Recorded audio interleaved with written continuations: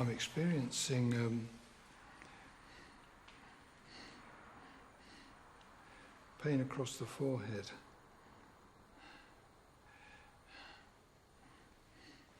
And at the base of the neck.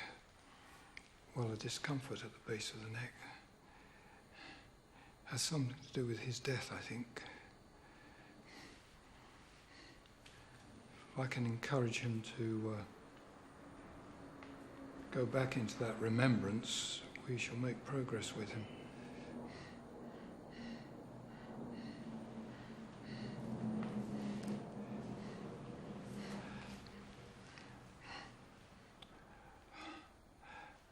He was walking along the path and saw the two men and realised that this was dangerous and something was about to happen. And he turned, and there were two others on the path blocking his retreat.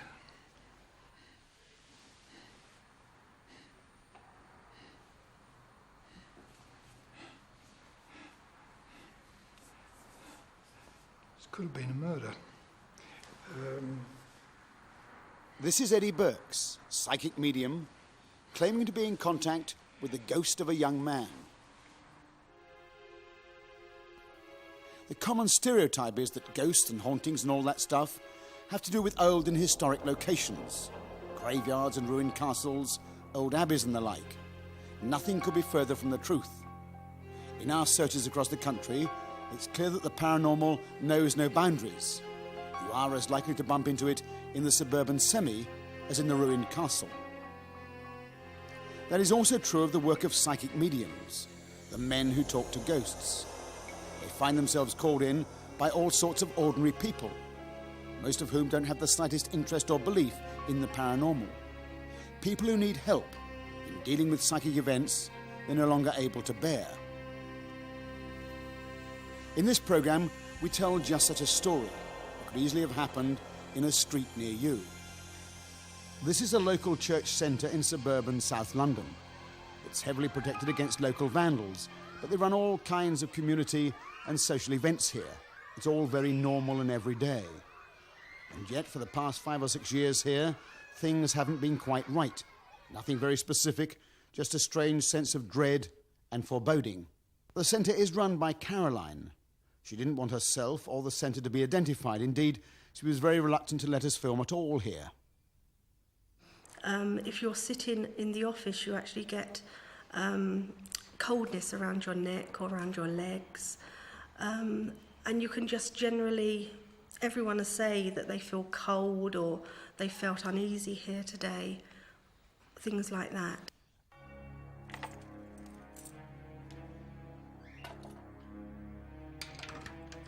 The experience I've had on going downstairs when I had to go to the boiler room was immediately as I approached the doors from the upstairs, my stomach actually was turning over, and I was very fearful to actually go down the stairs.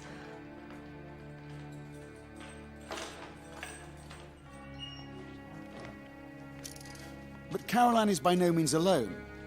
Over the past few years, many people using the centre have experienced inexplicable and strange happenings.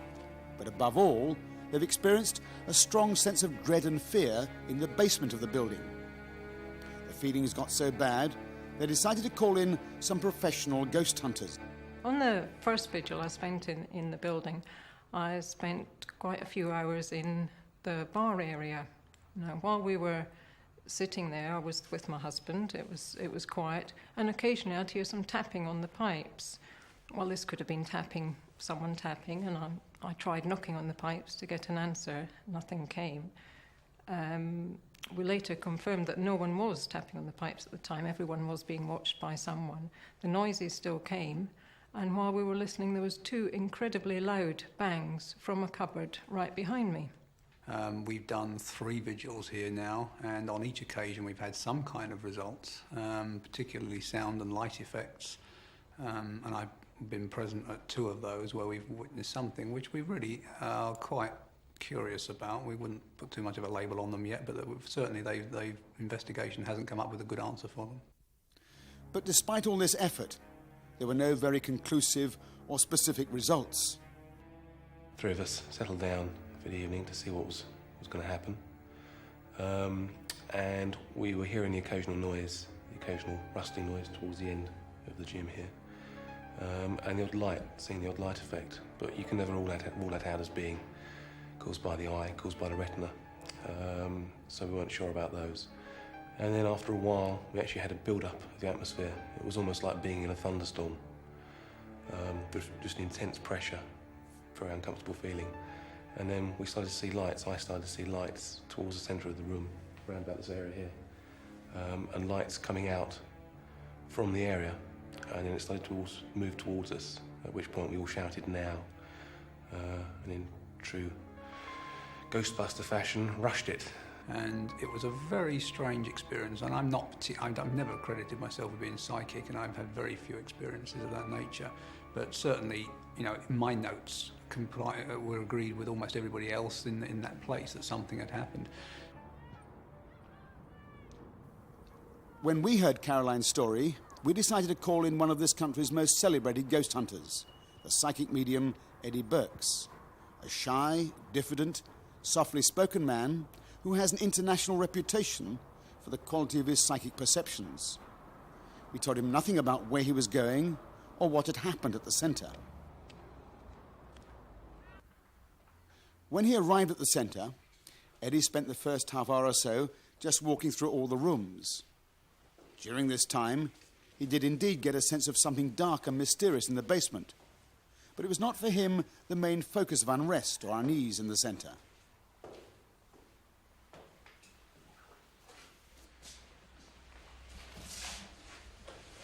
Before I came down, I was picking up a lot of distress in the floor above, which we may have to return to.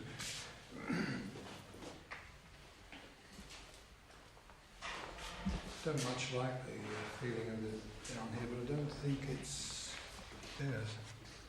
I don't think it's the same sort of distress I was picking up upstairs.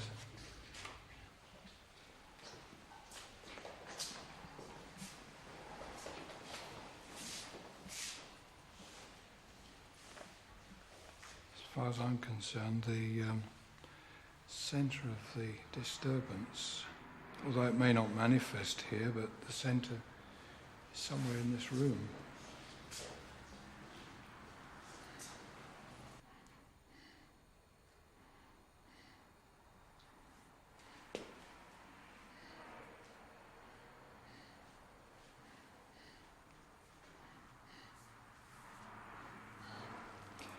I'm making contact with somebody, a man. He's saying, what do these other people want? What do they want?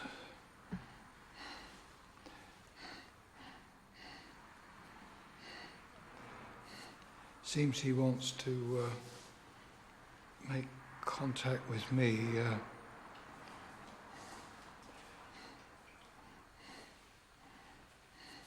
However, that'll be all right. I'll reassure him. I want to find out more about him.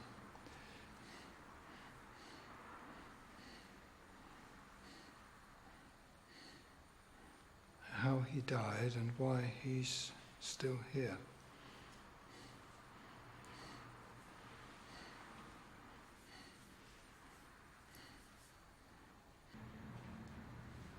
He's wearing dark trousers, flared, bell-bottom type trousers. So I suppose that places him in the 1950s, I'm not sure.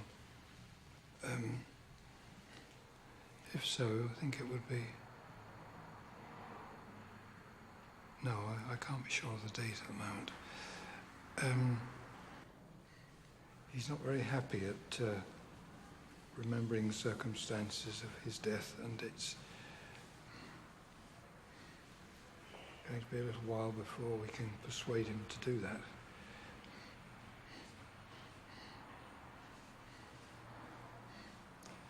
Try and get some feeling of his character. Can't see him yet.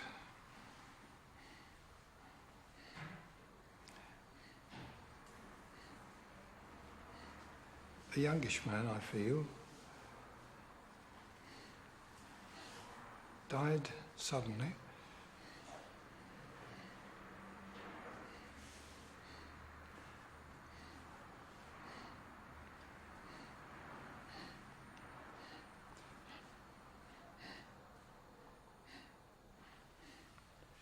Severe blow to the back of the head.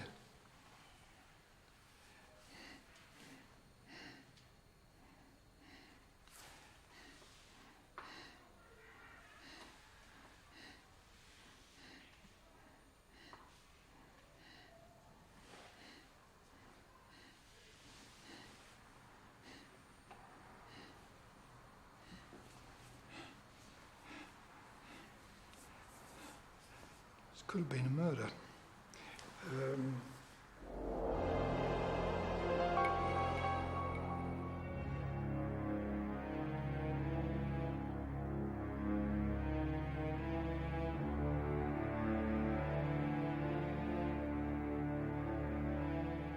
During the past 5 years, as the various investigations have gone on at the community centre, the possibility that disturbing events there were in some way linked to a murder had come up several times.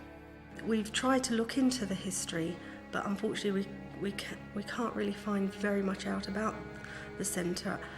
We're aware that it might have been used as a mortuary in the war, so I'm not sure whether it's someone that hasn't been able to pass on to where they're going. We have done a Ouija board here, and it came up that it was a young man that died here in 1977. The local community policeman, Paul, was informed about the paranormal investigations, and he was able to search through the records of local events. They had a séance here during one of the ghost watches, and the ghost passed information that he had been murdered nearby in April of 1977. I wasn't too happy with this, but I thought I'd check it out anyway. I went to the local library, and through their archives I found out that a murder had occurred in this area, less than a quarter of a mile from where we stand. Well, it's often thought that a strong emotion will create a recording of a ghost which can then be replayed in some way later. Now, there were murders taking place very near here, and that, of course, if the theory is right, there will be ghosts created at that time. Whether they've moved into the centre is still to be found out, really. But Eddie Burks knew nothing of all this. The remarkable sequence that follows took place over a period of 3 hours in front of our cameras, as Eddie slowly pieced together the anatomy of a murder. The people, the place, the actual experience of the young man, whom he believes was attacked and brutally killed. Agitation's increasing considerably. I think we're awakening his recollections.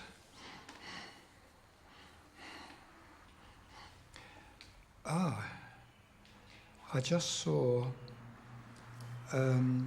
railings, like park railings,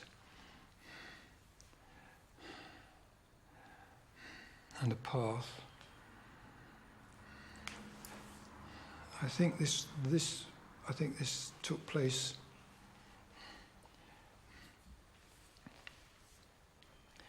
in a park setting, or something like a park setting. I could only see railings running one way and then at right angles, and a path.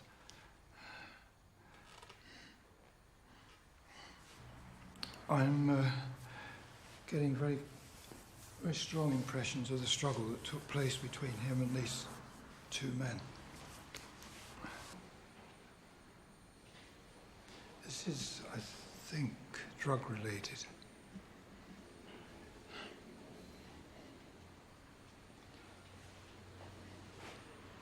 I think they thought he was carrying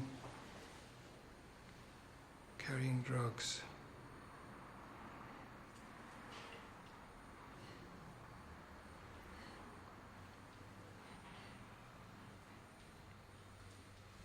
And the fight started because they demanded drugs, and he denied that he was carrying any.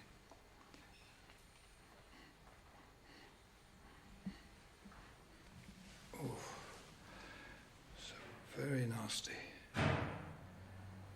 Very nasty feelings about this altogether.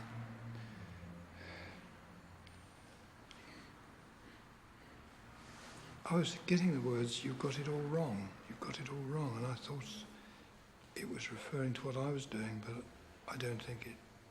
I think this is what he said to his assailants. You've got it all wrong. You've got it all wrong. Because these words keep coming through very forcibly.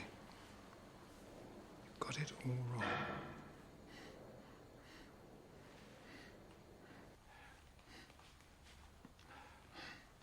I think there were more than these two men involved.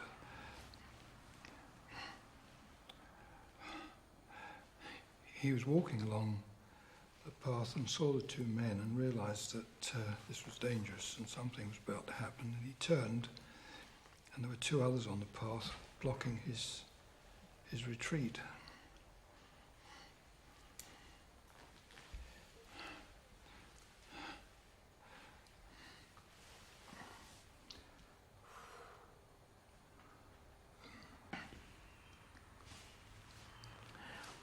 I think they got him on the ground once, and he was wrestling with them. And I was seeing this wrestling going on, and then I think he got up and was still engaged with one man wrestling with him, struggling with him, when he got the blow at the back of the head and fell. Once he is in contact with a disturbed spirit, in this case the spirit of a young man, Eddie sees his role as finding out the cause of his disturbance, or as Eddie would put it, why he refuses to pass over into the spirit world.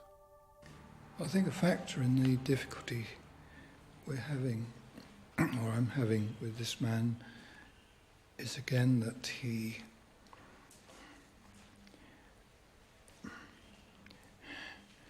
very angry and at what happened. He naturally bears a sense of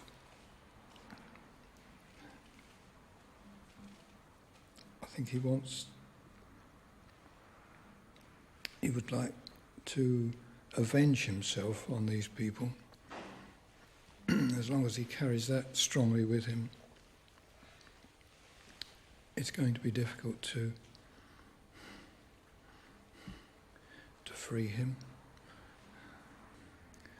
I've mentally put the proposition to him, would he be willing to go on a journey out of this place that he's in? And I'm waiting to see what he thinks.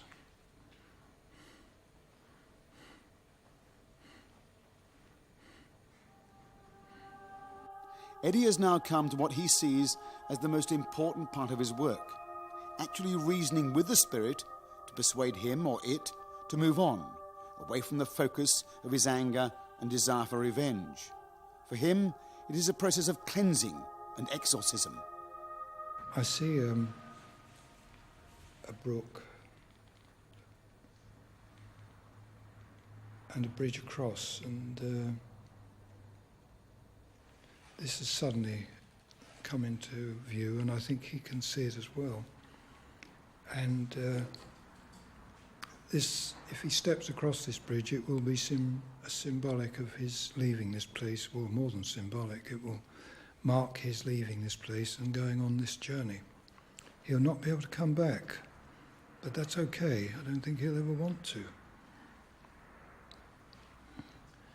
So it's now up to him to make that step. It's got to be his choice to leave.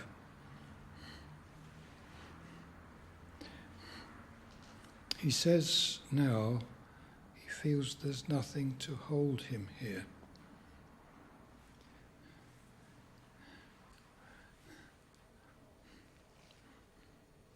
But he says, I want to do something about those men. The ones that killed me. Well, he can't do anything about it where he is now, and he may have a different view if he starts on this journey. In time,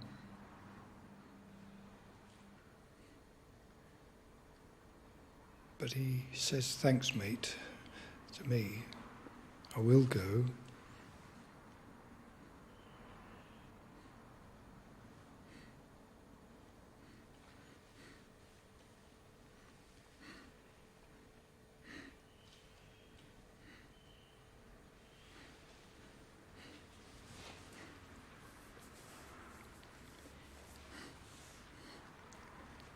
He has gone across the bridge. I've got to come out of it now. I've done all I can do, and I think all that was necessary at this stage.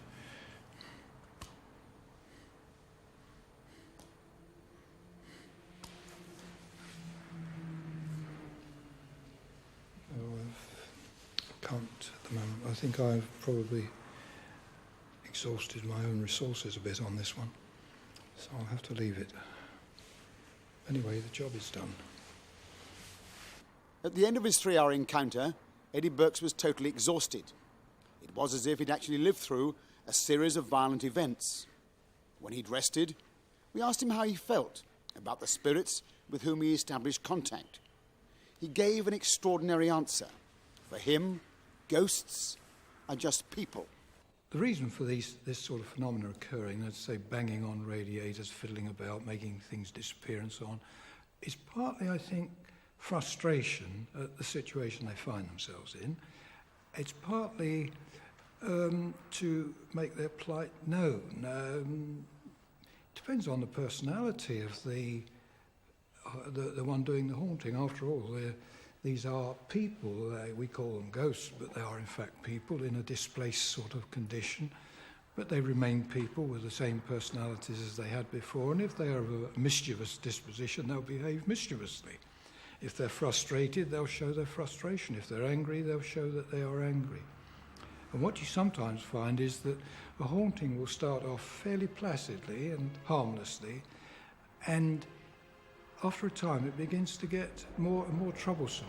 And this is understandable because the spirit concerned is getting more exasperated that nobody's doing anything for him.